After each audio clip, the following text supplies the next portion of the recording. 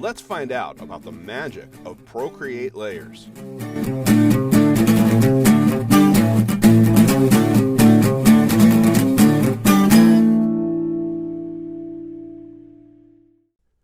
With the mastery of color on one layer, you can do magic with colors on more than one layer. Layers can simulate drying media and can change how your images handle color. Let's take a look at some of the most important layer features you need to know. Now, I'm going to be using this capacitive stylus for this, so you could see around my fingers. So I've opened a blank canvas, and I've chosen a marker here. So I've got the marker. I'm going to put that at about 25% or so. Doesn't have to be perfect. And 100% opacity, so we make a good mark. I'm going to use the RYB Basic palette that we've been using in many of the lessons so far. So we'll be using that to set this up. And once you get that set up, I'm going to make a cup on here. So I'm just going to draw a quick cup. So I'll make an oval and draw it down. And then make a bottom. And I'm just going to cover this a little bit more. It looks a little better. Okay, so there's my cup. And I can go into the layers, and we've talked about this before, is you can do renames. And you can just rename your layer by hitting the rename on top here after hitting layer 1, and I'm just going to call it cup. Okay. Now you can also make more layers, and that's by hitting the plus button. Then you could tap on layer 2, and I'm going to make this another name, and I'm going to call this orange. And now in orange, I'm just going to make a circle. Like that. And that's my orange. So I've got a cup and an orange so far. Now, what I can do with this is, now that I have that layer selected for the orange, I can tap the little arrow up on top there and move around my orange. I can move it around anywhere on the screen. It can be inside the orange or it can be outside the orange. And either one will work. I can move it around. Now, that's kind of hard to see with this menu in the way. So if you pinch outside of the marquee like this, you can move the whole canvas around.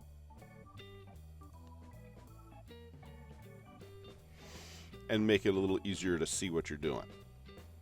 Now you can pinch inside the marquee as well, and that will scale and rotate the object there. And I'm going to scoot this down right about there, like so. And then I can bring this back up just a little bit.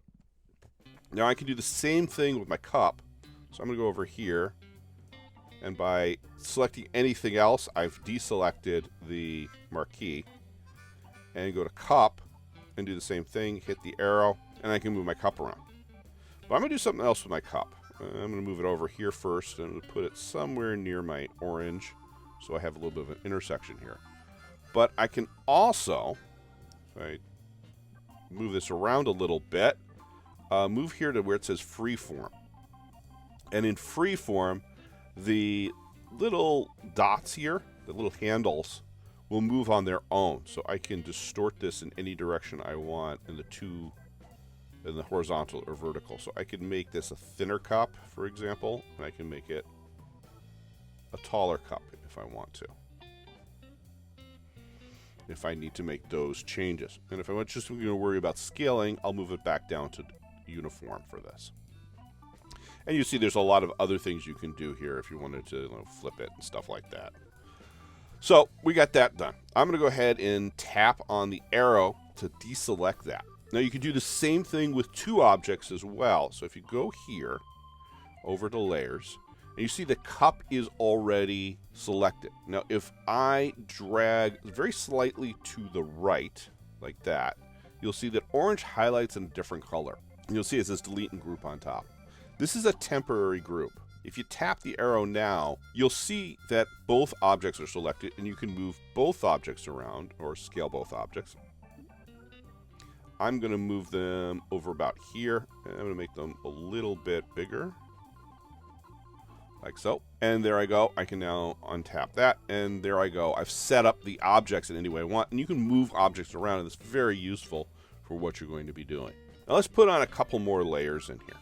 So I'm going to add 3 more layers. I'm going to stop the current temporary group and just tap on cup to start that. And then I'm going to add 3 layers. I'm going to lay one of these layers, I'm going to name Shadow. I'm going to name the second layer here Fill. And the third layer here, layer 5, Fill. Okay. And with those 3 layers, I can now move these layers around as well. And that will affect order of things. So I'm going to move the shadow by holding it down. You see it turns into a little guy here. And when you see a gap between different layers, release, and that'll set you up to have that in the right place. I'm going to do the same thing with this Fill, as I'm going to drag it down to between shadow and cup. And I now have my layers in the right place. Now you can also make these into groups. So you could leave the layers like this, but sometimes it's useful to put things into groups. If I want to move all my orange stuff around, because I'm going to use the orange fill, is what O-fill is for, I can put these into groups so that I move them all around, but I'm actually affecting things on different layers.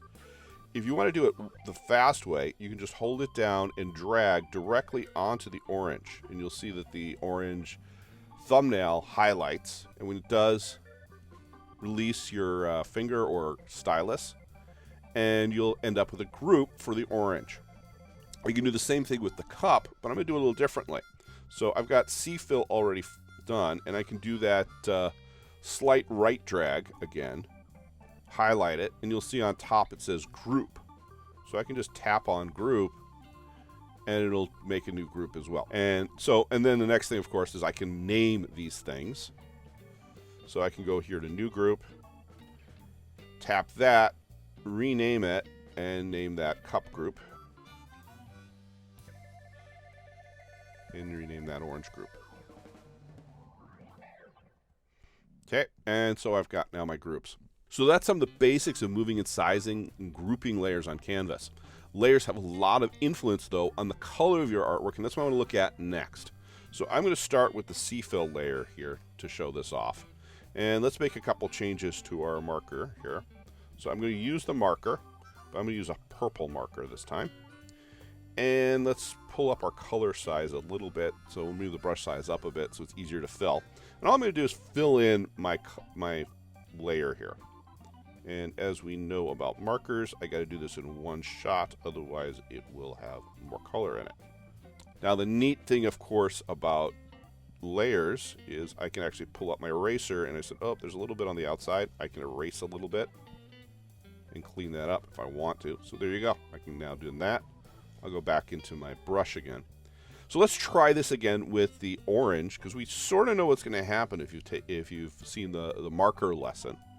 Is I can take the orange, and when I fill it in, I get a red spot in here, because this is the multiplication of orange and purple will give you a color of red in here. So we're getting that.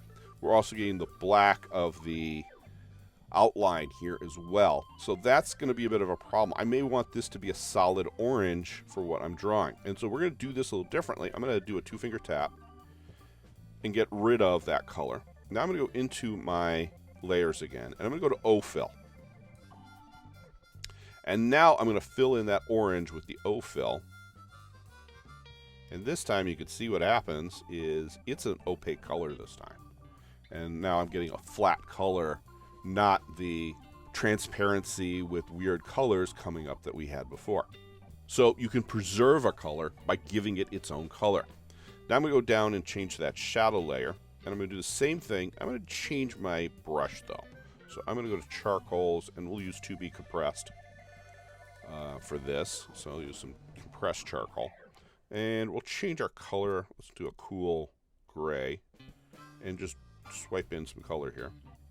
And you can see what's happening already is, again, it's obscuring the color. So even though I brushed over these areas here, it's not showing up in here over behind my cup in orange. But I can change that if I want to by moving up. And now I can see it. Now if I go to smudge here, and I've already got this set to be compressed, you can see that I've now put it above the cup, and it's actually showing above the cup. If I smudge this is each layer that you're smudging by itself. When you're doing that, it's doing it to a transparency, and you can see on the cup, you're getting that transparency effect as well here, just like you do down here with a lower opacity as you're smudging around. So it's happening there, and again, it'll happen even more so if I move it all the way to the top of the orange, and now it's doing all of that. But I'm going to move that shadow back down. Okay, so we got that shadow. I'm going to go over here back to C-fill.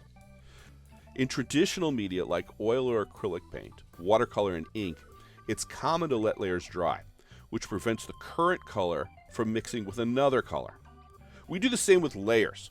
Here, a dry layer is the layer below an active layer. So I've got C-fill here, and I'm going to add another layer here. I'm not going to bother labeling it in this case, but it's another layer. And this is going to be my layer that I'll add extra color for the volume that we've done before onto this particular cup. So with that selected, I've already got some charcoal here. Let's just change over to brown for this. Pull down my brush just a little bit here. And if I paint on here,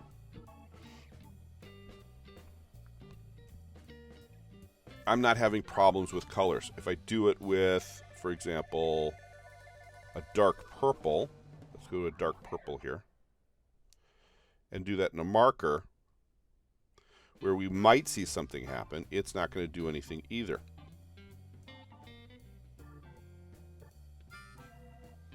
I'm controlling the color. If I go straight to a regular purple, it's not doing much to the regular purple, but you can see in the dark purple it's still darkening it a little bit because it's a different color. So we can do stuff like that.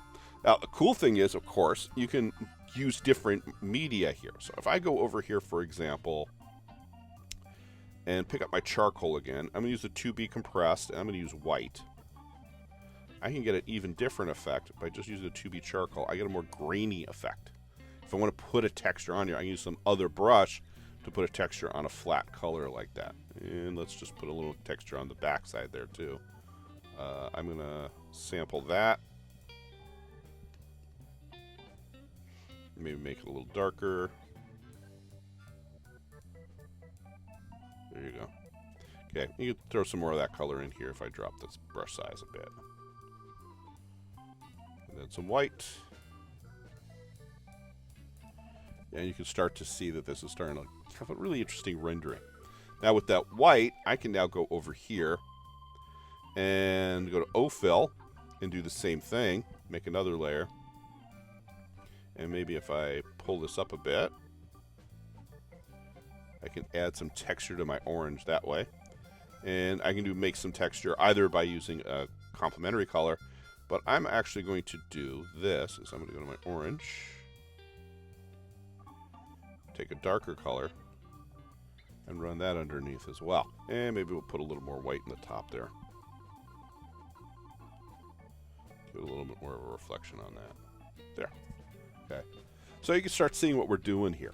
And you can start adding textures, you can start adding colors on top of each layer, giving you a greater effect. You can do the same thing with multiple of the same color as well, giving the dry layer effect that we saw. Now I'm going to make another layer for the background using the toning techniques I used in earlier videos. So let's go over here. I'm going to go where it says shadow, add a layer. I'm going to move this underneath the shadow, like that. And that's my background layer. I got the 2B compressed. I'm going to pop that all the way up here, and we'll just throw some brown on it and just swipe a couple times. And you notice what happens. It's on the back layer. I do notice I've got a little bit of an area over here that can get some cleanup. So I could actually go into that area. Let's probably under layer 8 here and use some eraser and clean that up as well. You can start seeing how to put things together. It's starting to look a little bit more professional. And I've got my cup and my orange now. It's got a background layer. And we can start playing around with these couple of layers. Because one other thing you can do with these layers is start changing how they interact with each other. So I'm going to go over here. I'm going to select the orange. So we can select the whole orange group now. And the thing I'm really interested here in the orange group is what's going to happen to this orange fill. I'm going to hit the N here, and you'll see that you get two new pieces of information as a menu. The first one is opacity, and that's a slider that changes the opacity of the entire layer. And you can see as I slide it down, it disappears or comes back. So there it's partially there, and then I can go all the way back up to the full opacity like that. Below that is a set of what are known as blends. We've looked at one blend already, which is multiply, which I can all the way on the top here. And you can see somewhat of what's already known for us. And that is, if I turn off layer 9 here, you can see right here in that intersection between the orange and the cup, we get that red color again. This multiply layer works the same way the multiply in the markers work. So it's giving us that marker effect. I'm going to turn back on layer 9 now, and let's look at some of these others. You can just look at some of these, and they all change how the orange is going to look. And I'm just randomly picking some of these. You can play around with them and see which ones look better than others. Now, there's one particular use of this that I do a lot of. Most of these I don't do a lot of use of. So I'm going to set this back to normal for now and talk about that last use of them. And so I'm going to go above the orange group here and add one more layer. Multiply has a really good use for objects that are in black and white. So let's go over here and give you an example. So I'm going to add a file. I'm going to insert a photo, and I have in here a bottle. And you can see what my bottle did. The bottle has pretty much wiped out everything on my screen. And it's saying here, do you want to do anything with the arrow? I don't, so I'm just going to do it like this. And I've wiped out everything because this is a black and white JPEG. So it's a white background and a black drawing. You may have lots of different ways you can get these. But for those kinds of drawings, what you can do is go to multiply. Because of the way multiply works, it makes all the white invisible. So if you have just black and just white, you can make the white invisible and make the black an outline and then move that around to do whatever you want with it. I'm just going to move it over here, turn it off. And as you move it around and get off of the page here, that's going to clip that marquee, by the way. You can see it's now a shorter marquee. I can do the same thing over here, by the way. And now I've cropped it, so now I can just deal with my bottle. And I can uniformly pop my bottle like that, maybe make my bottle a little taller. And I have a bottle. Now that I have my bottle from a sketch usable on my canvas, I can make some layers, group them, then use my brushes to render the bottle just like I did with the orange and the cup. And now you know the magic of layers. Your challenge this week is to make a few objects with layers and try out some of these layer techniques. If you don't want to draw, I have a few line drawings available on the website.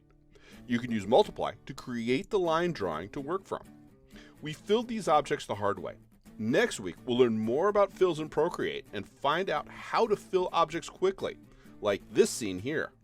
So make sure to hit subscribe so not miss this great episode and any other one. So long for now, and keep creating.